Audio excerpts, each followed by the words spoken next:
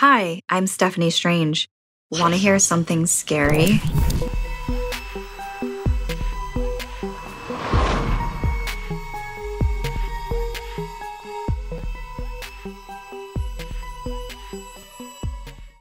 Lately, Jess needed me more than ever. As a single mom working with 2 kids under 5, she sometimes asked me to watch them. They just want to play for a bit, she'd say as they ran towards me.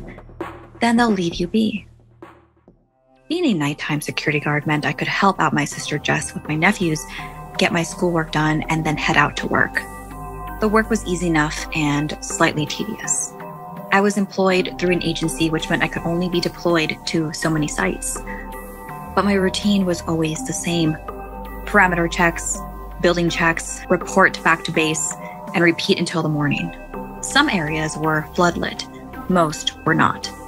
But I carried a large flashlight and I had a booth to rest in when not patrolling. Nothing exciting ever happened until that night. I was sent to a building site. Most of the grounds were rubble and dirt, but the plant equipment left there was worth a fortune. So it needed to be patrolled along with the last building, still waiting to be demolished. I didn't know the history of the location, and I didn't care, though I wish I had. It started off okay, just a regular if chilly evening. No reports of teenager taggers or thieves in the area. I was making my second routine parameter patrol when I heard the noise. Until then, it had been completely silent, which made the interruption even more of a surprise. It was a child's giggle. Up until that moment, I'd always thought the scariest sound I could hear in the middle of the night when I'm all alone would be the growl of a cougar or a bear, but no, that misplaced noise made my blood chill. I had a duty to investigate. If the kid was in the old building, they could be in danger. "Hello?" I called out. Silence. Maybe I imagine it. Maybe I crashing sound. Well, now I had to go look. So I hurried over to the building and pulled aside the do not enter tape. Of course, it was pitch black inside. There was no power supply. I waved my flashlight around looking for any signs of movement. "Hello?" I called out again. And this time, I got an answer. "Play with me." My knees buckled. I stood paralyzed for a moment. Then, regaining the use of my arm, I shone the flashlight in the direction of the voice. There was no sound of the culprit, but the beam did catch sight of something. Painted on the wall above what looked to be an old reception area were the words Bellevue Orphanage. I can't explain how, but I immediately knew it wasn't a prank or an actual little kid. Maybe it was the frigid air, maybe the overpowering sense of being watched, but something told me that what I was dealing with was not a human. A child, yes, but not a human.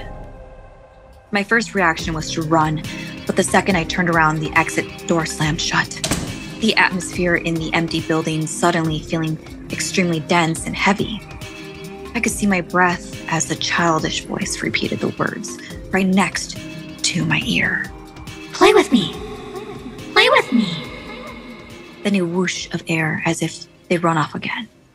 Standing frozen in fear, I remembered my sister saying they just want to play. I wasn't sure the same rules applied as my nephews, and that this thing would leave me alone, but since I appeared unable to leave, it was my only choice. I shut my eyes and leaned my head against the wall. 1, 2, 3, knock, knock. I turned around, shone the flashlight, and whimpered a little. There was a shadow by the door. 1, 2, 3, knock, knock.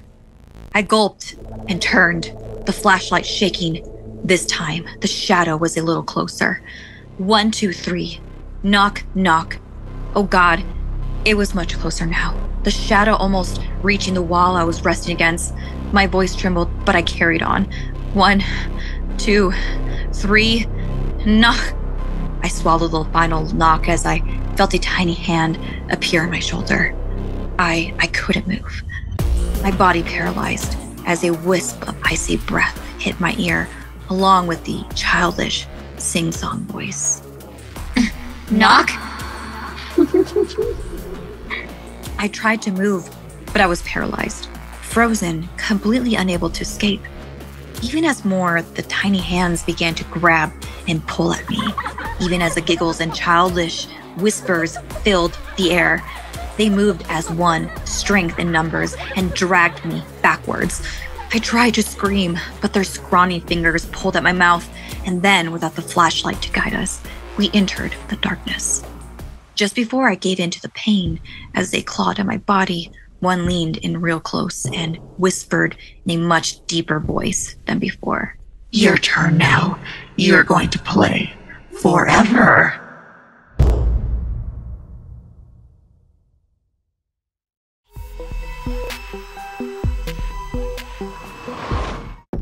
When they were 13, Nikki and Annalise were inseparable. What made the two best friends so close was their insatiable curiosity for everything strange and spooky.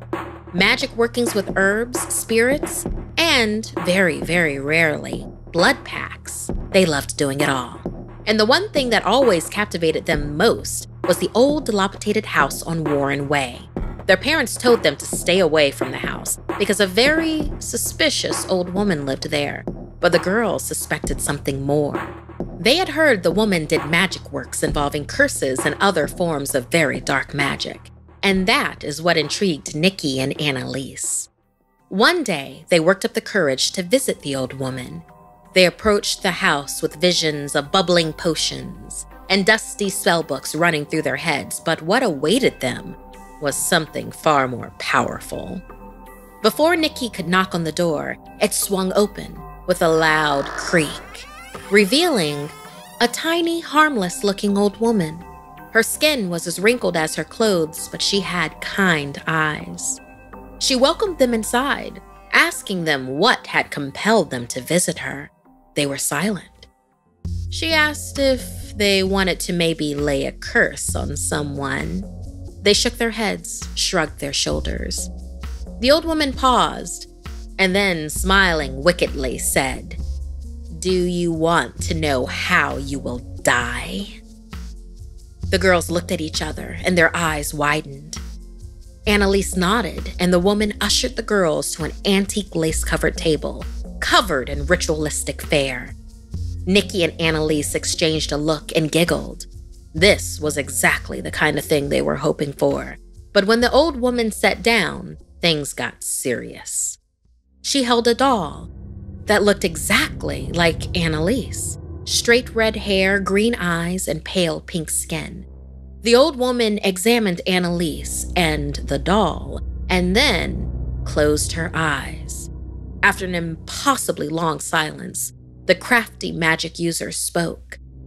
"You will be poisoned by the one you love most." Annalise clenched Nikki's hand under the table as they watched the little doll transform. It no longer looked like Annalise. It now had curly brown hair, brown eyes, and tawny beige skin, exactly like Nikki. They both gasped. This woman really was magical. She shushed them and then studied Nikki. She sat in silence even longer, until she looked at Nikki with an almost gleeful expression on her weathered face. "You will choke to death on your own hair, fed to you by a woman named Magdalena," the death teller warned. Suddenly, there was a loud, thunderous crack as a gust of wind blew through the abode, sending dust and cobwebs everywhere. Both Nikki and Annalise screamed and ran as fast as they could out of the house. Outside, with the wind howling around them, they finally swore their strongest blood pact to take revenge on the other's killer, even after death. A crack of thunder then had them screaming and running to their separate homes. However, soon after that, their friendship was never quite the same, and eventually, they drifted apart from each other and the occult. Nikki became paranoid and spent her youth looking over her shoulder for Magdalena, the woman who might kill her with her own hair. Conversely, Annalise lived life wildly and as fully as possible, expecting her death from poison would come at any moment. A decade later, when Nikki was 23, She heard that Annalise married a beautiful fellow co-ed she'd met in college. But shortly after the wedding, Annalise died suddenly, a tragic accidental poisoning. The death teller's prediction had come true.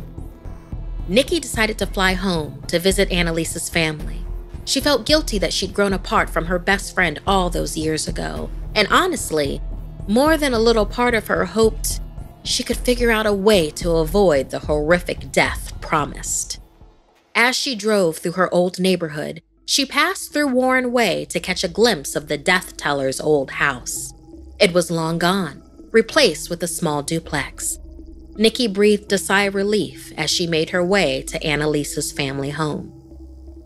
Before Nikki could knock on the door, it swung open on its own.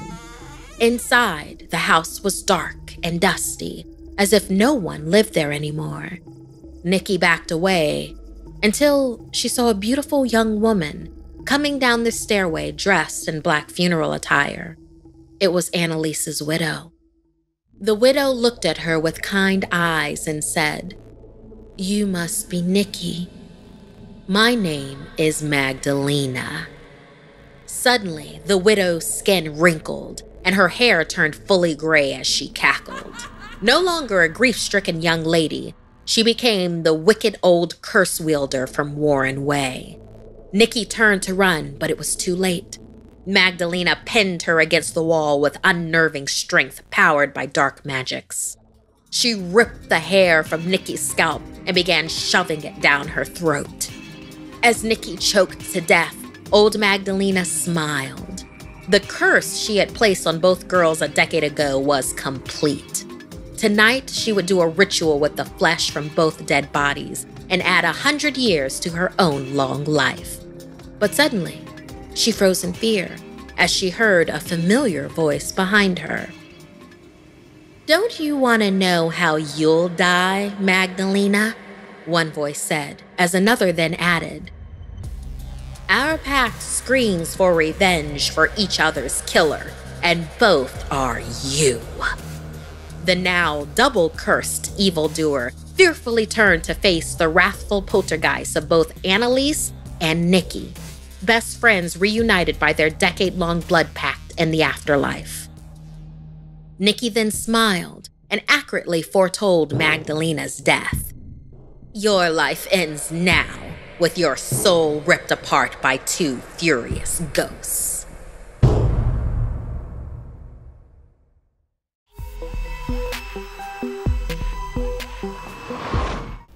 I lived in a small town. Like most small towns, it had its fair share of urban legends.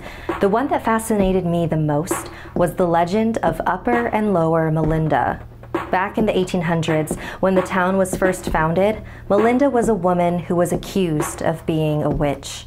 One day, Melinda's home was broken into by an angry mob of townsfolk.